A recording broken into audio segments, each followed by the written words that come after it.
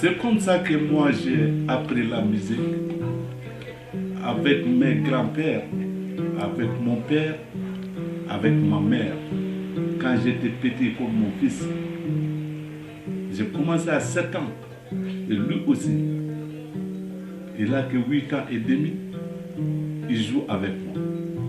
Pour moi, c'est un très bon signe pour la route vers les traditions et cultures griots.